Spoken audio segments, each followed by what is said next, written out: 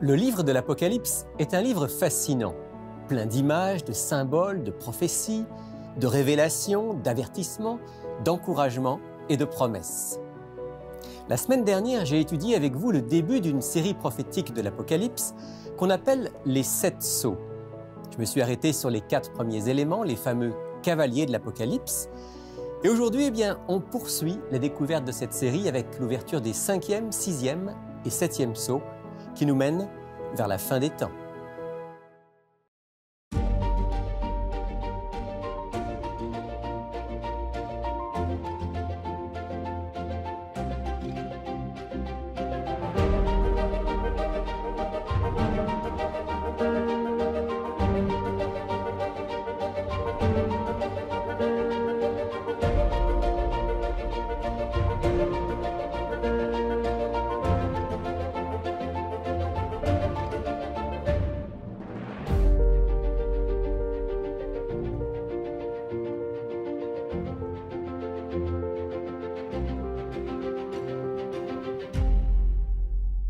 Bonjour et bienvenue dans Il est écrit. La semaine dernière, si vous étiez avec nous, vous vous souvenez que nous avons parlé des 4 premiers sceaux de l'Apocalypse, les 4 chevaux, les 4 cavaliers. On rappelle rapidement que ces 4 cavaliers, d'une certaine manière, embrassent l'histoire de notre terre, de l'humanité, spécialement de l'Église, vue du point de vue de Dieu. Le premier cheval était blanc et il nous annonçait l'avancée extraordinaire du message de l'Évangile, depuis la propagation fulgurante du christianisme au 1er siècle et à travers toute l'histoire, avec une promesse, le Christ sera finalement vainqueur. Le deuxième cheval était rouge, annonce de conflits, de batailles, de guerres, tant militaires que relationnelles et spirituelles, qui émailleront l'histoire des hommes jusqu'au bout. Troisième cheval, noir, qui lui annonçait des inégalités, des injustices, qui vont provoquer la famine, la rareté du pain quotidien, non seulement du pain physique, mais aussi du pain spirituel. Enfin, le 4e cheval, verdâtre, était un cheval de mort, annonciateur de persécutions contre les croyants fidèles, souvent perpétrées d'ailleurs par des puissances religieuses qui se réclament de Dieu.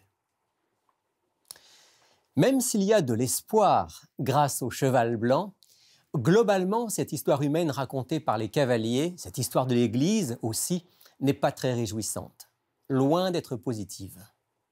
D'où l'ouverture du 5e sceau de l'Apocalypse, différent des 4 premiers. Là, plus de chevaux, mais une scène que je vais maintenant lire avec vous. Je la trouve dans le livre de l'Apocalypse, bien sûr, toujours au chapitre 6 et au verset 9 à 11. Quand il ouvrit le 5e sceau, je vis sous l'autel les âmes de ceux qui avaient été immolés à cause de la parole de Dieu et à cause du témoignage qu'ils avaient rendu. Ils crièrent d'une voix forte en disant « Jusque à quand, Maître saint et véritable, tardes-tu à juger et à tirer vengeance de notre sang sur les habitants de la terre ?»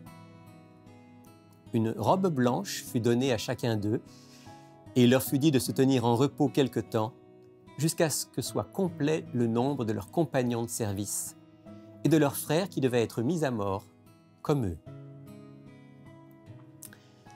Après l'apparition des 4 chevaux, dont 3 dévastateurs, spécialement le 4e, vient le cri des justes. « Jusque à quand? Jusqu'à quand ?» Avant de réfléchir sur le sens de cette question, d'abord 2 précisions.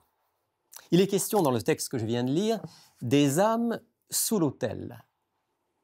L'immortalité de l'âme, mais la survie des morts, serait-elle impliquée dans ce texte où des âmes parlent à Dieu? Il faut se rappeler que le mot âme dans la Bible signifie d'abord et avant tout l'être vivant, la personne, même corporelle. Par exemple, dans le livre de la Genèse, au chapitre 2 et au verset 7, on trouve le récit de la formation de l'homme, de l'être humain. Il est dit ceci.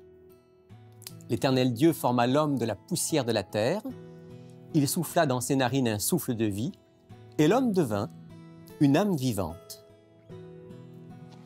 Il y a des dizaines de textes dans la Bible dans lesquels le mot « âme », comme ici, est l'équivalent de « personne », personne bien vivante et bien physique. Jean ne voit pas des fantômes à l'ouverture du 5e sceau. D'ailleurs, à ces âmes-là, vous avez remarqué, on leur met des robes. Oui, mais me direz-vous, ces âmes sont des personnes qui sont mortes. Alors, est-ce que les morts peuvent parler? Rappelez-vous que l'Apocalypse est un livre de symboles. En fait, le cinquième sceau est une façon de représenter de manière figurative ceux qui ont donné leur vie pour Dieu, pour le bien, pour la justice, et de les faire parler, même si en réalité, bien sûr, ils dorment du sommeil de la mort. Car la Bible est claire à ce sujet, et je relis avec vous un texte bien connu dans le livre de l'Ecclésiaste au chapitre 9 et au verset 5. « Les vivants, en effet, savent qu'ils mourront, mais les morts ne savent rien. Il n'y a pour eux plus de salaire, puisque leur mémoire est oubliée. » Les âmes sous l'autel représentent donc de manière purement symbolique les fidèles qui ont été victimes de persécutions et qui ont préféré donner leur vie en sacrifice plutôt que de renier le Christ. Leur cri est le même que celui d'Abel, assassiné par son frère Caïn, et dont Dieu dit « La voix du sang de ton frère crie de la terre jusqu'à moi. » Cette première mise au point étant faite, vient la deuxième. Ces fidèles, ces justes, demandent à Dieu de tirer vengeance de leur sang. Que signifie cet appel à la vengeance de la part d'êtres censés suivre les traces de leur maître, qui lui, au moment de sa crucifixion, priait pour ses bourreaux? Souvenez-vous, « Père, pardonne-leur, ils ne savent ce qu'ils font. » Si ces âmes sous l'autel sont des enfants de Dieu, ils ne peuvent pas être animés de sentiments de haine ou de vengeance personnelle contre leurs persécuteurs. Ils peuvent en revanche aspirer à ce que justice soit faite. Et c'est très souvent le sens du mot « vengeance » dans la Bible. Par exemple, dans l'Épître aux Romains, au chapitre 12 et au verset 19, c'est l'apôtre Paul qui parle ici, Romains 12, verset 19.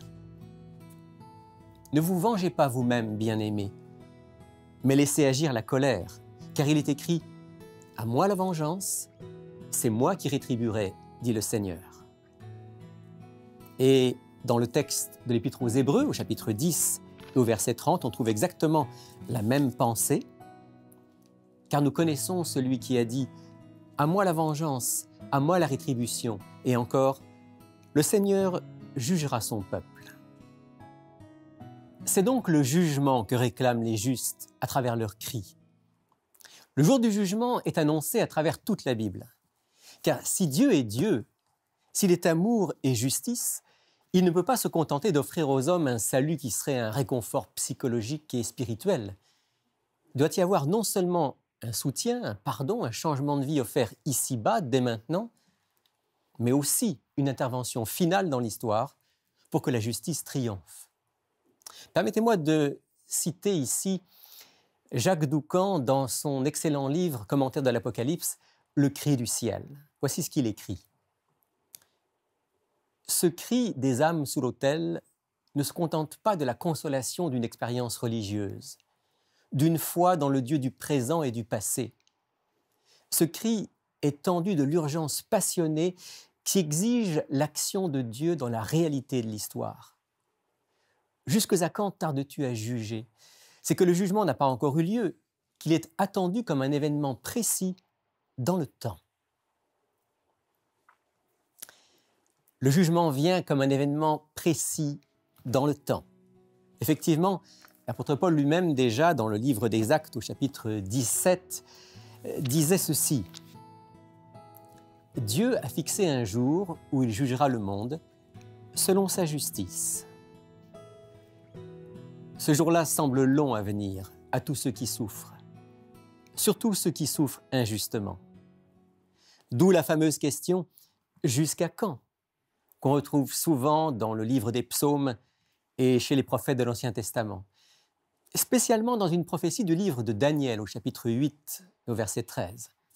Il est intéressant de noter que dans le livre de Daniel, justement, une période de temps est donnée en réponse à la question « Jusqu'à quand ?» Et cette réponse, c'est 2300 soirs et matins. Une étude attentive, approfondie de cette prophétie de Daniel et des prophéties qui l'entourent, chapitre 7, chapitre 9, amène à une époque qu'on peut situer pas très loin de nous, à la fin du XVIIIe siècle et au début du XIXe siècle. Sur la Terre, cette période correspond à ce qu'on appelle la révolution industrielle, au début aussi de cette accélération de l'histoire que tous les historiens ont remarqué. C'est aussi le temps des grands réveils spirituels, le début d'une expansion sans précédent de l'Évangile à travers le monde. Parallèlement, dans le ciel, c'est le temps où commence le jugement de Dieu en faveur de son peuple. D'ailleurs, dans le texte du 5e sceau que nous lisons et que nous commentons aujourd'hui, Apocalypse 6, verset 11, il est dit ceci. « Une robe blanche fut donnée à chacun d'eux. Il leur fut dit de se tenir en repos quelque temps encore, jusqu'à ce que soit complet le nombre de leurs compagnons de service et de leurs frères qui devaient être mis à mort comme eux. » Si une robe blanche leur est donnée, c'est qu'un jugement positif en leur faveur est prononcé. Ils sont considérés comme justes par la grâce de Dieu et leur sort est scellé pour l'éternité. Ils peuvent être au repos, dans le repos tranquille du sommeil de la mort, dans l'attente de l'intervention finale de Dieu dans l'histoire. Il y a donc, c'est ce dont parle ici le 5e sceau, une première phase du jugement, avant le retour en gloire de Jésus-Christ. Ce jugement préliminaire détermine quels sont ceux qui auront part à la résurrection des justes. C'est un jugement positif, favorable, une bonne nouvelle. La réponse de Dieu au cri de ses enfants. Puis vient l'ouverture du 6e sceau. Et je lis maintenant avec vous donc ce 6e sceau dans Apocalypse 6, les versets 12 à 17. Je regardais quand il ouvrit le 6e sceau. Il y eut un grand tremblement de terre, le soleil devint noir comme un sac de crin, la lune entière devint comme du sang, et les étoiles du ciel tombèrent sur la terre, comme lorsqu'un figuier secoué par un vent violent jette ses figues vertes. Le ciel se retira comme un livre qu'on roule, et toutes les montagnes et les îles furent remuées de leur place. Les rois de la terre, les grands, les chefs militaires, les riches, les puissants, tous les esclaves et les hommes libres se cachèrent dans les cavernes et dans les rochers des montagnes. Et ils disaient aux montagnes et aux rochers, « Tombez sur nous, cachez-nous devant la face de celui qui est assis sur le trône et devant la colère de l'agneau. Car le grand jour de sa colère est venu, et qui peut subsister ?» Je vous disais que les 3 derniers sceaux étaient en lien avec le jour du jugement et la fin des temps. Le 6e sceau en est un exemple saisissant. Avec le 6e sceau, nous sommes arrivés au bout de l'histoire humaine sur cette terre. Les éléments de la nature se déchaînent et annoncent le grand jour de l'intervention finale de Dieu dans l'histoire. Tous les éléments mentionnés à l'ouverture du 6e sceau ont déjà été annoncés par les prophètes de l'Ancien Testament, en lien avec ce que la Bible appelle le jour de l'Éternel, le grand jour du jugement final. Quelques exemples, si vous voulez bien. D'abord, dans le livre du prophète Joël, au chapitre 2, les versets 10 et 11. « Devant eux, la terre tremble, le ciel est ébranlé, le soleil et la lune s'obscurcissent, et les étoiles perdent leur éclat. L'Éternel donne de la voix devant son armée, car son camp est immense, et l'exécuteur de sa parole est puissant. Car le jour de l'Éternel est grand, il est très redoutable. Qui pourra le supporter ?»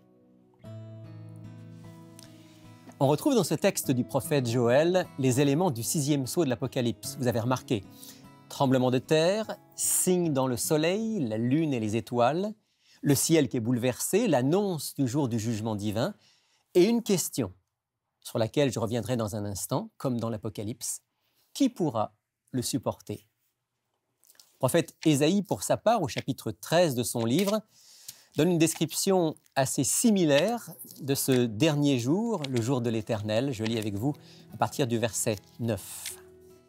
« Voici le jour de l'Éternel qui arrive, jour cruel, jour de colère et d'ardente fureur, qui réduira la terre en solitude et en exterminera les pécheurs. Car les étoiles des cieux et leurs constellations ne feront plus briller leur lumière.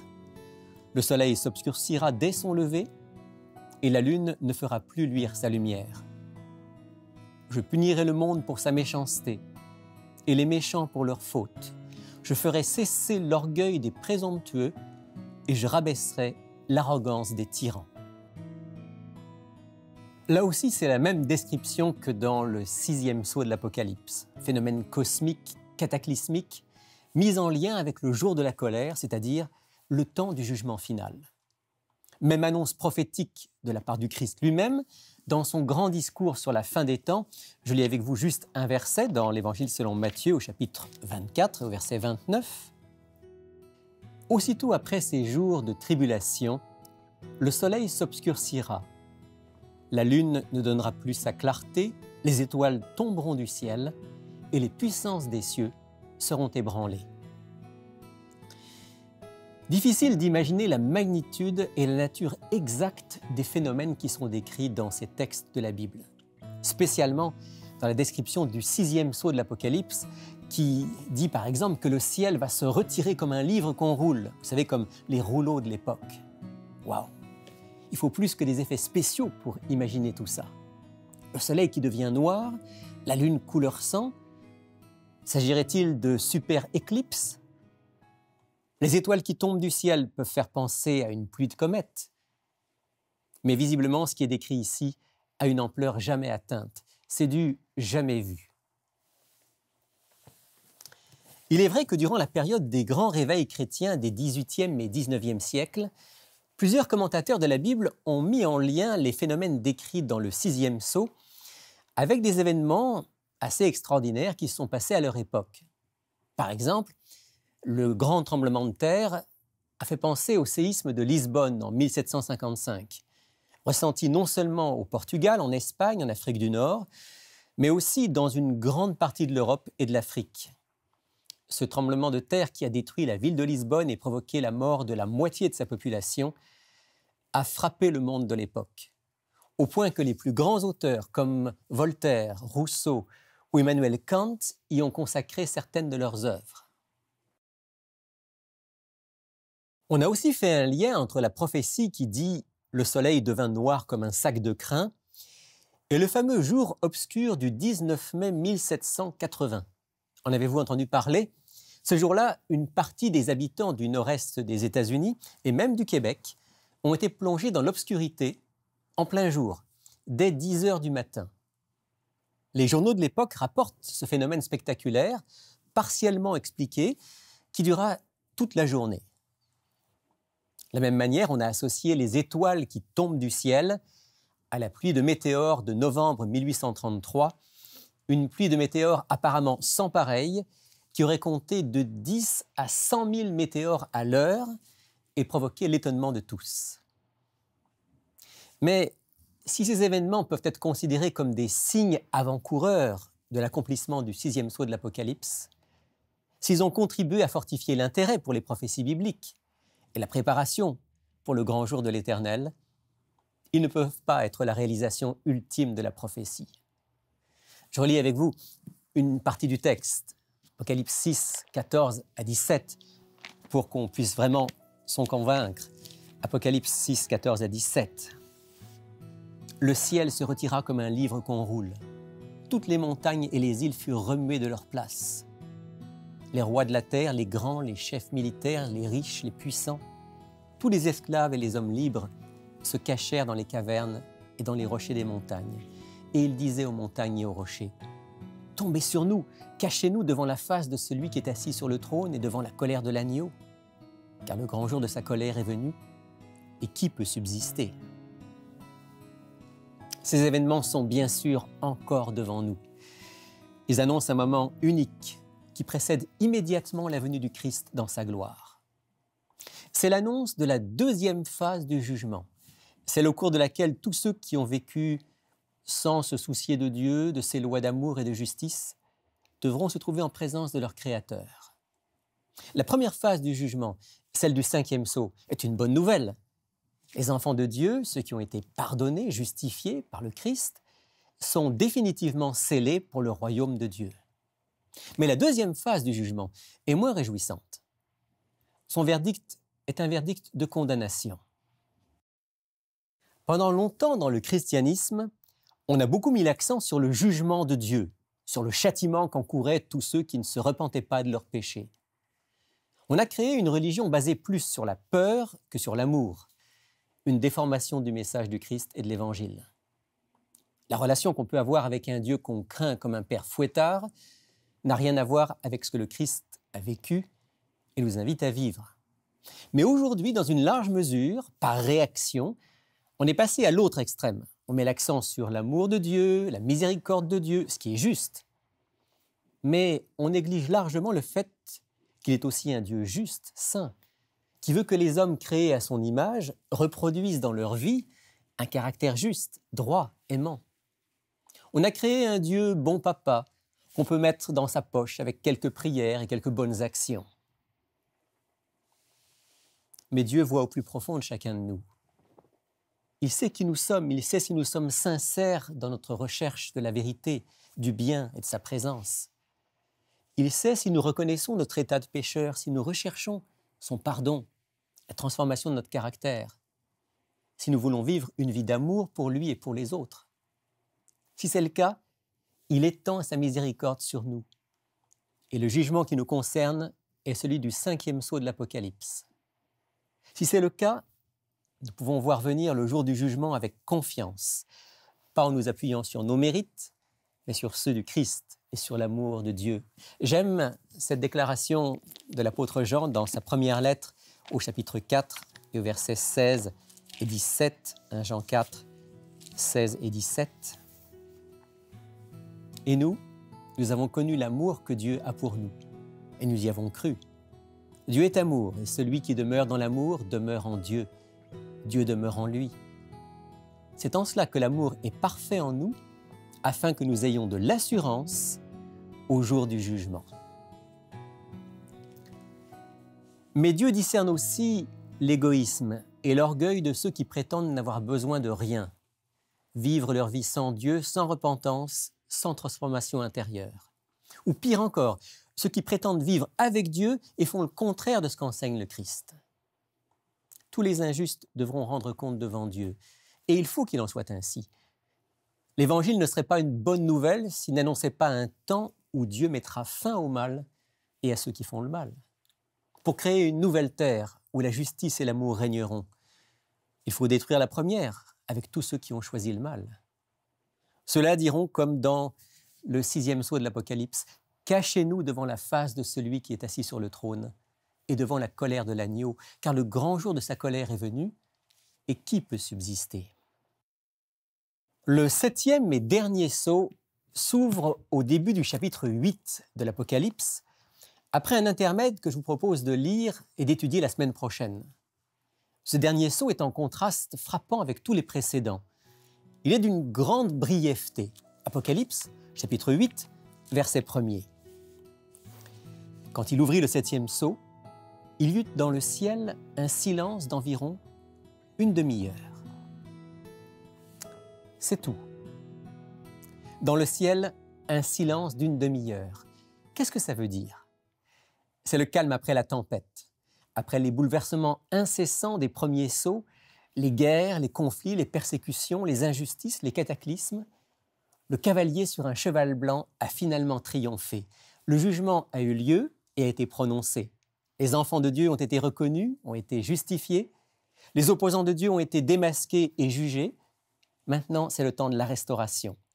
Le temps du Dieu qui vient pour créer de nouveaux cieux et une nouvelle terre. Le temps semble comme suspendu. L'univers retient son souffle pendant un instant, la fameuse demi-heure prophétique. Car Dieu vient, le Christ revient comme il l'a promis. Il y eut dans le ciel un silence. Cet événement qui ne s'entend ni ne se voit est indescriptible. Le silence exprime ce que les mots, la musique ou même la peinture ne peuvent plus rendre. C'est le silence qui accompagne la venue de Dieu, la parousie. Car seul le silence est adéquat pour exprimer l'inexprimable. Seul le silence rend compte de la présence du Dieu infini. Père du ciel, merci de nous avoir rappelé aujourd'hui que tu tiens le monde dans tes mains et que tu contrôles l'histoire de l'humanité. Bientôt, très bientôt, le Christ va apparaître. Donne-nous dès maintenant d'être prêts pour ce grand jour. Donne-nous un cœur humble, transforme-nous à ton image, nous t'en prions en ton nom. Amen.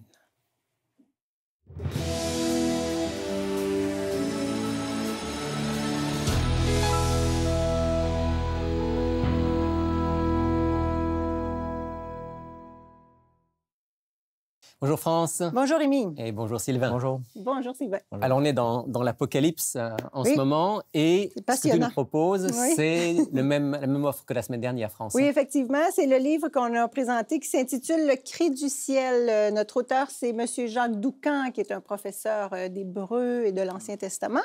Alors, c'est vraiment un livre d'études. Moi, on aime étudier la Bible et je pense qu'il est écrit, on veut encourager nos gens à étudier la Bible par eux-mêmes.